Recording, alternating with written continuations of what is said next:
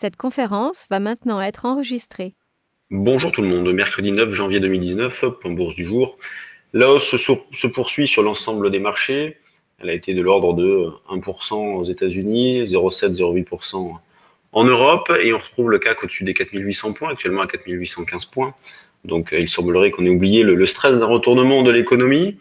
Euh, le CAC actuellement à 4815, donc en petit double top, possibilité de vendre, mais bon, ça s'impose pas non plus. On peut essayer d'attendre une petite extension et le faire le plus proche possible de la zone des 4840-50, qui est le niveau que l'on évoque depuis pas mal de temps comme objectif potentiel de la reprise.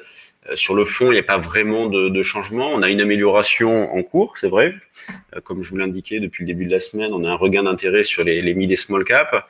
Sur les valeurs du CAC, on a plutôt des configurations intéressantes avec des signaux d'achat qui ont été déclenchés sur quelques valeurs. Mais pour l'instant, il est trop tôt pour envisager un changement de contexte général. Donc on continue de travailler avec un biais baissier. Les niveaux d'alerte restent éloignés. Et c'est dans cette phase-là, vous voyez, on profite de la reprise, notamment grâce aux puts qu'on a pu vendre précédemment, aux calls que l'on a pu acheter. Donc oui, sur le futur en intraday, on cherche à accumuler des écarts dans le sens vente-achat et des retracements comme on a eu hier en fin de séance, nous aident à nous racheter sur des ventes plus ou moins bien réalisées. Par exemple, on proposait de vendre hier sur 4755,60. Bon, on est allé chercher 4805, mais le soir, on est revenu quasiment sur 4760. Donc, pour ceux qui n'étaient pas à l'aise avec cette position-là, possibilité de se racheter dans de bonnes conditions. Et sinon, comme je l'avais indiqué sur le trade du jour dynamique, il ne faut pas hésiter à acheter des calls. Par exemple, je proposais d'acheter du call 4800 ou 4850 pour fermer le risque, pour être un petit peu plus à l'aise. Donc, biais baissier sur le CAC, baissier également sur le DAX, qui sous-performe quand même un petit peu dans cette phase-là. On voit par exemple que le futur CAC prend actuellement 0,8%, le DAX n'est qu'à 0,4% de hausse. Une vente peut se tenter en double top à 10 920 jusqu'à 10 950-60, ça serait le niveau du dessus. Donc si par exemple on vend en double top à 10 920, on peut essayer de se racheter sur 860 jusqu'à la zone des 800-820. L'eurodoll, lui, continue de faire plutôt du surplace, mais on a toujours une amélioration en cours. Donc on continue de faire des écarts vente-achat. La résistance, le niveau de vente, enfin la zone de vente a déjà été atteinte, puisque c'est un 14 80-85 pour jouer un top avec cette zone-là. Hier, j'avais proposé de vendre par exemple sur un 14-60, niveau qui a été atteint vers 13 heures. Donc on avait proposé un niveau un petit peu plus éloigné, un 14,73 en début de séance.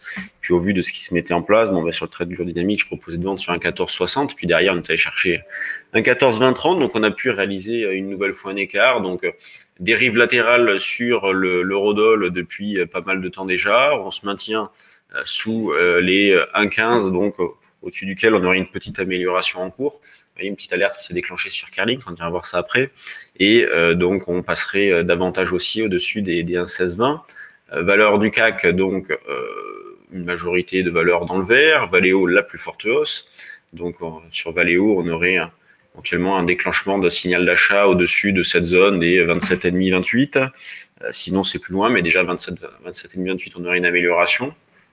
Ensuite, donc ST Micro, Kering, Dassault, donc Dassault qui se reprend, avoir fait un petit plus bas ici, elle se reprend.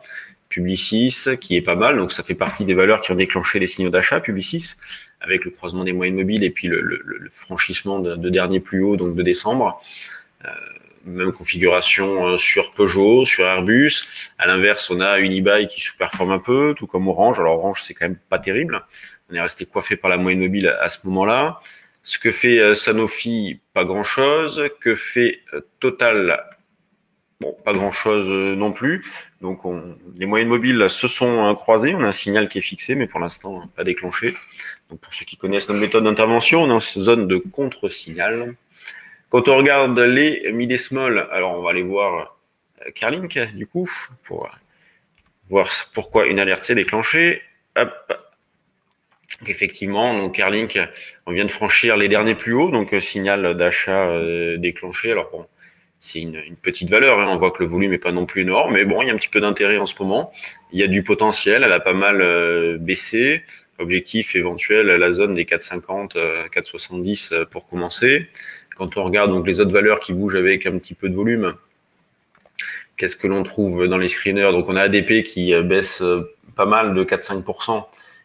Puisque l'État a annoncé un report des privatisations, donc il y avait de fortes anticipations sur ces valeurs-là, et notamment ADP, donc il y a une petite déception. Ensuite, on retrouve Trigano, donc là, si je les classe, on a Tessie. Donc Tessie, on a la holding qui rachète les titres à 160. Vous voyez, ce genre d'indication donne le moral aussi, parce que certains se disent, et notamment des gestions se disent, on n'a pas tout faux sur toute la ligne. Il y a bien des valorisations qui à un moment donné deviennent intéressantes, des sociétés qui deviennent des proies, même si là c'est la holding qui rachète tout. C'est un petit peu différent, mais on va avoir affaire, je pense, dans les jours, les semaines à venir, à des opérations de ce type-là, avec quelques opérateurs qui ont du capital et qui s'intéressent à certaines valeurs qui ont fortement décroché l'année dernière. En Fontaine Pajot, Plastic Omnium, donc Plastic Omnium qui est plutôt pas mal, hein, avec un signal d'achat déclenché, elle monte fortement aujourd'hui. CGG, donc Apalos, derrière pas grand-chose. Donc on voit qu'il y a de l'intérêt, on voit qu'il y a de l'activité. Est-ce que c'est en trompe-l'œil, est-ce que c'est un piège et derrière, est-ce que le marché va revenir en arrière? Pour l'instant, c'est trop tôt pour penser ça, mais on peut pas l'exclure, hein, puisqu'on l'a vu par le passé qu'on avait eu des dégonflements importants. Donc c'est pour ça que tout le monde est méfiant aussi. Il faut rester méfiant. On continue de travailler avec un biais baissier sur les indices. On peut acheter des calls en face. Euh, la volatilité est pas assez élevée pour vendre des options. On a pu le faire sur les 4006 en vendant des puts notamment, avec une volatilité intéressante. Là, on est plutôt en train de solder toutes ces positions-là. Et à l'approche de 4850, on peut envisager de remonter des puts synthétiques. Achat de call, vente de futurs. Demain, pas de point bourse puisqu'on est en day trading live. Si vous avez de l'intérêt, vous pouvez encore vous inscrire. Et sinon, on se retrouve donc vendredi matin. Salut tout le monde.